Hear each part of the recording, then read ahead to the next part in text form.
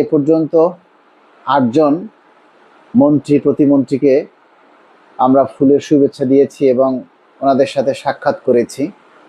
সর্বশেষ আমরা chief whip বাংলাদেশের যিনি, তার সাথেও আমরা দেখা করেছি। আমরা যে ইফতার পার্টির আয়োজন করেছিলাম তার আগের দিন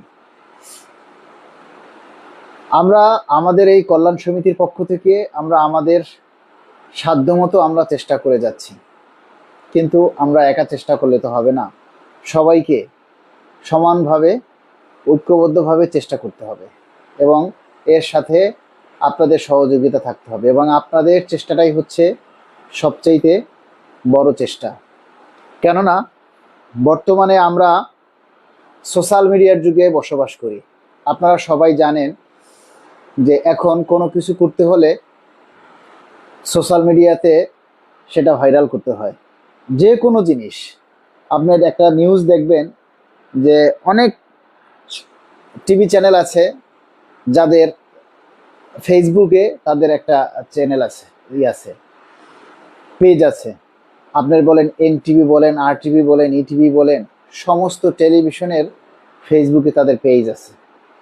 তাহলে সেই ফেসবুক পেজে যদি আপনারা সহযোগিতা না করেন তাহলে কিন্তু আমাদের আগানো সম্ভব নয়। দেখবেন যে কোথাও একটা যদি দুর্ঘটনা ঘটে সেটা সামাজিক যোগাযোগ মাধ্যমে ভাইরাল হয়ে যায় এবং তারপরে প্রশাসনের টনক নড়ে।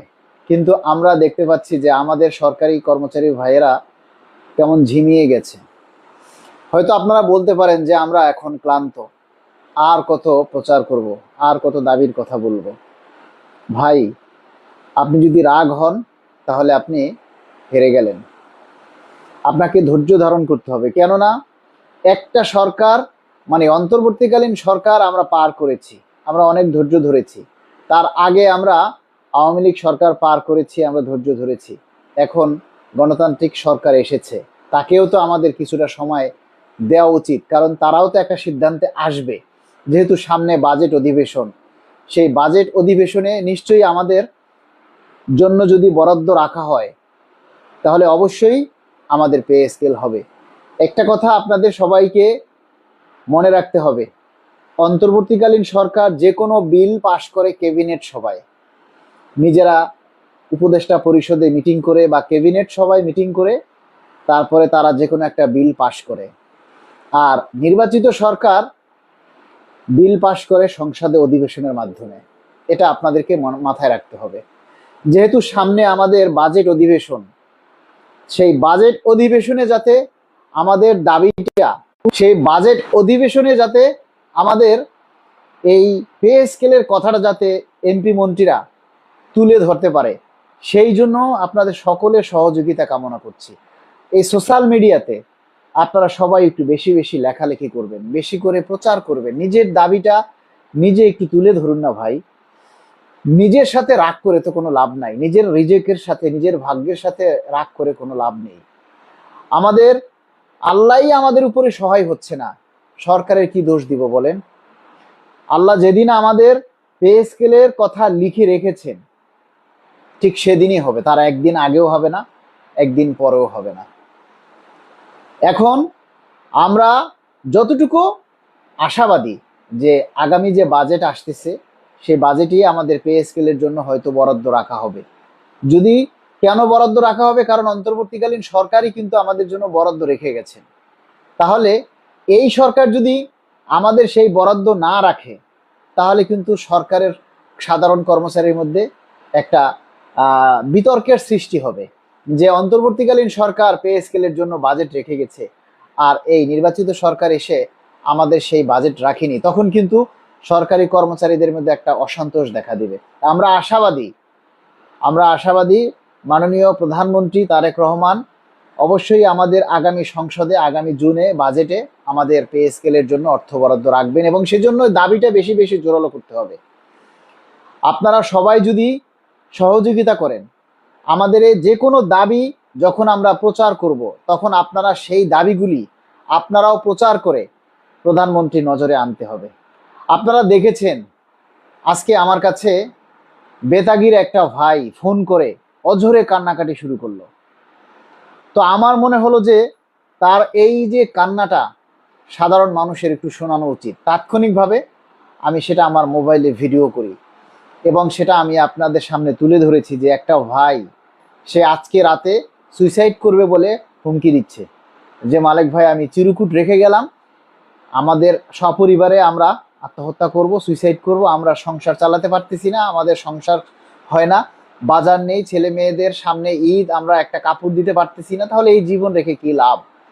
আপনারা নিশ্চয়ই সেটা দেখেছেন, সেই ভিডিওটা ইতিমধ্যে ভাইরাল হয়েছে। আমরা চাই আপনারা এই যে আমাদের দাবির কথাগুলি একটু ভাইরাল করুন না ভাই, সবাই মিলে আমরা যদি এই কথাগুলি প্রচার করি তাহলে অবশ্যই কিন্তু এই দাবিগুলি সরকারের নজরে আসবে। এবং এই অল্প স্বল্প একটা দাবি যদি প্রচার হয় বা ভিউ হয় তাতে কিন্তু আমাদের এই দাবির কথাগুলি সরকারের নজরে আসবে না। সরকারের নজরে আসতে হলে মিলিয়ন মিলিয়ন একটা দাবি প্রচার হতে হবে, তখনই সেটা প্রশাসনের টনক নড়ে। যে কোনো একটা বিষয় দেখবেন যে কোনো একটা বিষয় নিয়ে যখন সোশ্যাল মিডিয়াতে ভাইরাল হয়, মিলিয়ন মিলিয়ন ভিউ হয়, হাজার হাজার মানুষ সেখানে লাইক কমেন্টস করে, তখন সেই নিউজটার প্রতি সরকারের দৃষ্টি আকর্ষণ হয়। তথ্য প্রযুক্তির মাধ্যমে, যেহেতু তথ্য মন্ত্রণালয় রয়েছে, তাদের মাধ্যমে এই দাবির কথাগুলি তখন সরকারের নজরে আসে। আমরা আমাদের আসলে এই যে নিম্ন বেতনের চাকরিজীবীরা অনেক টাকা, প্রত্যেকটা কর্মচারী, এমন কোনো কর্মচারী নাই যে তারা লোনে জর্জরিত নয়, তারা লোন নেয়নি। তারা যে বোনাস পায় ৮,২৫০ টাকা চাকরিতে, ৮,২৫০ টাকা যদি বোনাস পায়, এই বোনাস দিয়ে কি হবে বলেন? ৩২০ টাকা দিয়ে একটা শার্ট কেনার সাহস হয় না ফুটপাত থেকে। ৩২০ টাকা দিয়ে ফুটপাত থেকে একটা শার্ট কেনার সাহস পায় না আমাদের নিম্ন বেতনভুক্ত কর্মচারীরা। আর কি বলবো, এই কথাগুলি মাননীয় প্রধানমন্ত্রীর নজরে নেয়ার জন্য আপনারা সহযোগিতা করেন না। আপনারা অনেকেই আমাদের লাইভে আসেন, কথা শুনতে আসেন, কিন্তু লাইভে একটা লাইক দেন না, একটা কমেন্টস করেন না, আর একটা শেয়ার করেন না। শেয়ার করলে যদি আপনাদের জেল জরিমানা হয়, শেয়ার করলে যদি আবার আপনাদের চাকরি চলে যায়, এত চাকরির ভয় নিয়ে আমরা করি না। চাকরি এত সহজে যায় না, চাকরি এত তারা চাইলেই এই যে আমাদের যে কথাগুলি, এগুলি কিন্তু আপনারা সবাই সরকারের সামনে তুলে ধরতে পারেন। আমাদের ২২ লক্ষ কর্মচারী, এই ২২ লক্ষ কর্মচারীর মধ্যে গুণে আমি ২১ লক্ষ কর্মচারী বাদ দিয়ে দিলাম। বাকি ১ লক্ষ কর্মচারীও যদি আমাদের এই দাবির কথাগুলি সরকারের কাছে তুলে ধরার জন্য চেষ্টা করে, তাহলে সেটাও কিন্তু অনেক বিশাল ব্যাপার। আপনারা না বললে কেউ লাইভটা শেয়ার করেন না, খুব কষ্ট লাগে আপনাদের সাথে, মাঝে মধ্যে অভিমান হয় যে কাদের জন্য এত কষ্ট করি।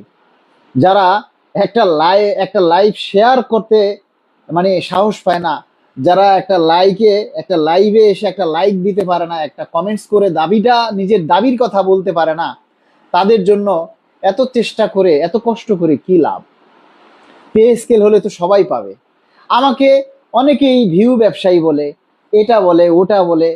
আরে ভাই, ভিউ যদি না হয় তাহলে প্রচার করে লাভ কি?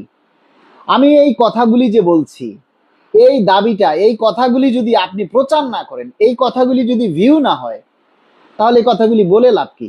তো যারা আমাদেরকে ভিউ ব্যবসায়ী বলে তারা তো সঠিক বলে, কিন্তু ভিউ আর হতে বলতে পারে, কিন্তু ব্যবসায়ী আমরা কি এটা নিয়ে ব্যবসা করি? যারা এই কথাগুলি বলে, আল্লাহ যেন তাদেরকে হেদায়েত দান করে। এই রমজান মাসে তাদের জন্য দোয়া করি, আল্লাহ যেন তাদেরকে সঠিক বুঝ দান করে। বিষয়টা হচ্ছে, যার জন্য করি চুরি সেই বলে চোর। তো যে আহাম্মক গুলা ভিউ ব্যবসায়ী বলে, সে কি পে স্কেল পাবে না? সে পে স্কেল পাবে না বলেন? পে স্কেল দিলে কি সে ভোগ করবে না? তো সে যে নিজে করে না, অন্য যারা প্রচার করে, অন্যরা যারা চেষ্টা করে, তাদেরকে উৎসাহ না দিয়ে, তাদেরকে সাপোর্ট না দিয়ে, আরো উল্টা তাদেরকে ভিউ ব্যবসায়ী, এটা সেটা কত কিছু বলেন আপনারা, আপনাদের কত রূপ।